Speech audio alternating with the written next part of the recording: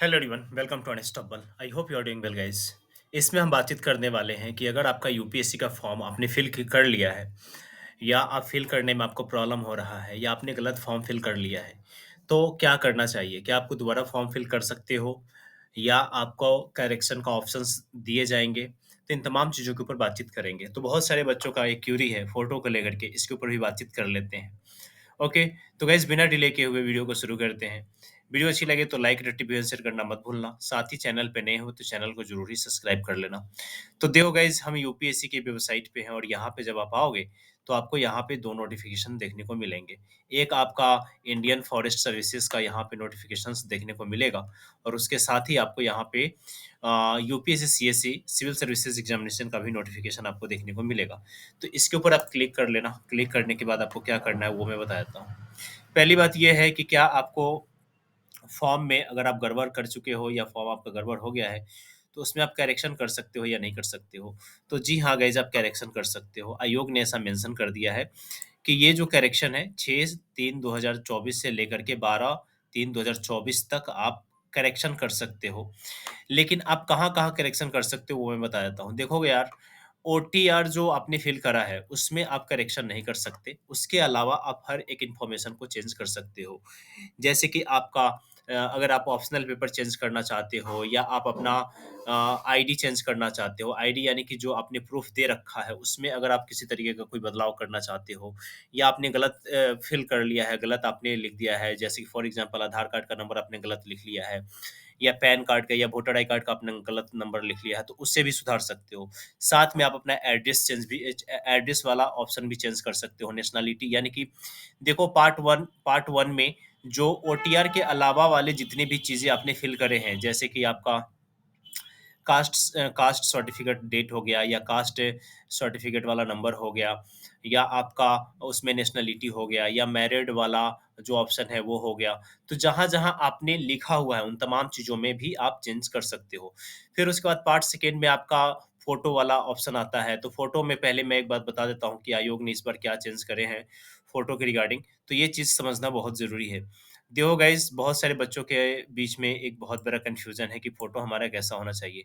तो आयोग ने इस बार जो इंस्ट्रक्शन है, उन्होंने खुद ही दे दिया है कि किस तरीके का फ़ोटोग्राफ आपको एप्लीकेशन फ़ॉर्म फिलिंग के समय आपको देना पड़ेगा। तो इन्होंने कहा है कि मोर दैन 10 डेज़ का ओल्ड नहीं होना चाहिए from the starting the application form, ठीक है ना?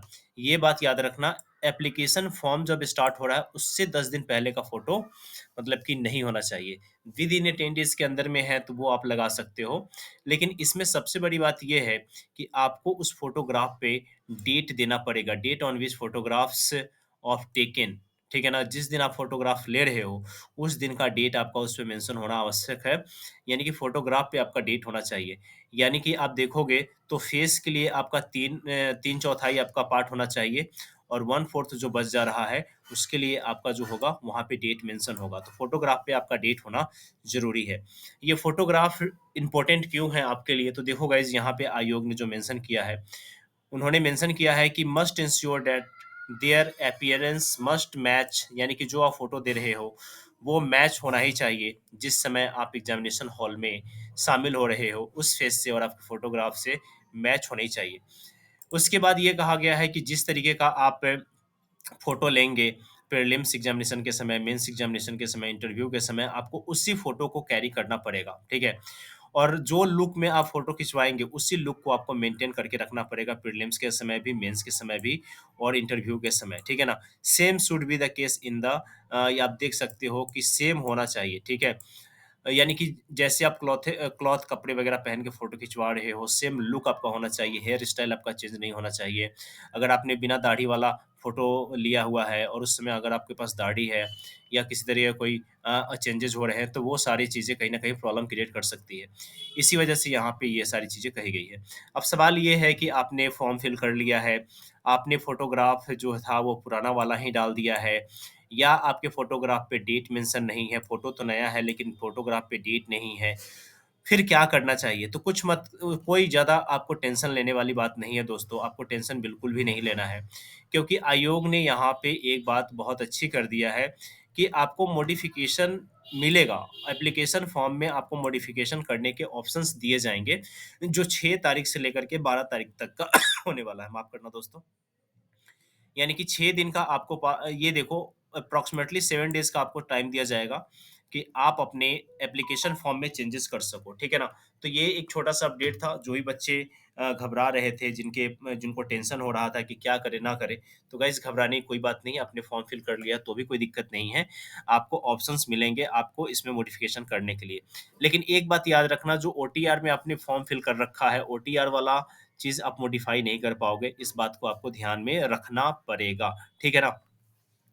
अगर ओटीआर वाले में अगर प्रॉब्लम है, तो आपको पहले ओटीआर को अपडेट करना पड़ेगा और पूरे जीवन काल में सिर्फ़ और सिर्फ़ एक बार ही अपडेट कर सकते हो, इस बात को भी आप ध्यान में रखना, ठीक है?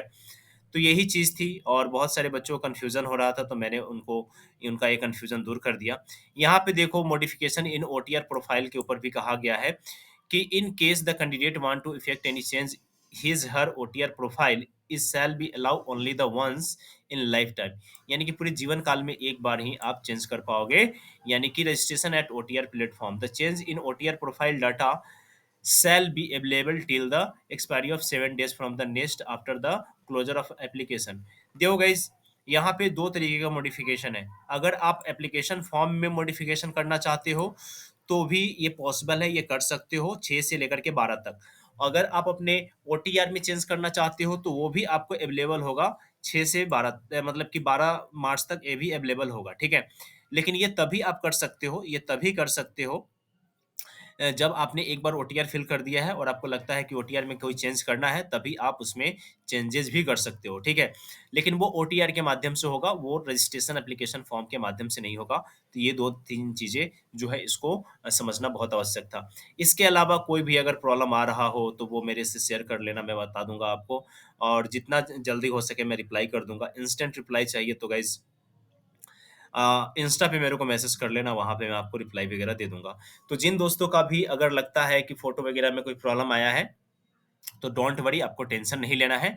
आयोग ने मेंशन भी कर दिया है कि अगर आप चाहो फ़ोटो वगैरह सब कुछ चेंज कर सकते हो, बट आपको ये वाला जो क्राइटेरिया है उसको फुलफ़िल करना पड़ेगा और वो क्या है, वो एक बार और मैं आपको सीन करवा देता हूँ, दिखा देता हूँ कि एप्लीकेशन फॉर्म यहाँ पे देखो, photograph uploaded by the candidate should not be more than 10 days old, ठीक है ना? 10 दिन से ज़्यादा पुराना नहीं होना चाहिए आपका फ़ोटो। कब से? जिस दिन से फॉर्म आपका स्टार्ट हो रहा है उस दिन से, ना कि लास्ट डेट से। तो इस बात को भी आप याद रखना।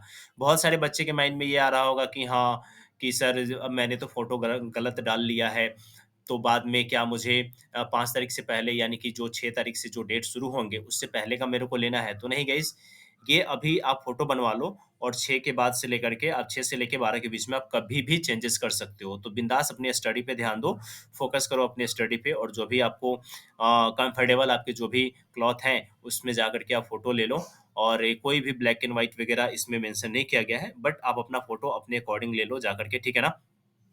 लेकिन लुक आपका सेम होना चाहिए, फ़ोटो वगैरह आपका सेम होना चाहिए, इस चीज़ का आप ध्यान दे लेना। ज़्यादा पोर्ट्रेट मूड में ज़्यादा मेकअप वगैरह करवा कर के फ़ोटो वगैरह मत लेना, इस बात को भी ध्यान में रखना, ठीक है? इसके अलावा कोई भी क्वेश्चन्स आ जाए, तो डायरेक्ट आप आयोग में कॉल करके भी इन सारे क्वेरीज़ को ले सकते हो, ठीक है ना? और इस बात को भी ध्यान रखना, टाइमिंग वगैरह का थोड़ा-सा देख लेना, ठीक है? तो यही एक इन्फॉर्मेशन था जो मेरे को बात करनी थी और मैंने कर लिया। इसके अलावा have any doubt, have any question, then ask me. और बहुत जल्द अनस्टेबलाइज़ अकेडमी पे पीवाईक्यू का जो सेशन है वो शुरू होने वाला है, तो उसमें आप लोग ज़रूर जॉइन करना, क्योंकि वहाँ से आपको बहुत सारे ट्रिक सीखने को मिलेंगे कि कैसे क्वेश्चन को एलिमिनेट करना है, किस तरीके से आपको आपके साथ जब क्वेश्चन में खेला जाता है, क्वेश्चन के साथ जब खेला जाता है, तो शब्दों का महत्व क्यों बढ़ जाता है, इन तमाम चीज़ों को भी उसमें सिखाया जाएगा, ठीक है? तो इस वीडियो में बस इतना ही दोस्तों, मिलते हैं नेक्स्ट वीडियो में, तब तक के लिए जय हिंद।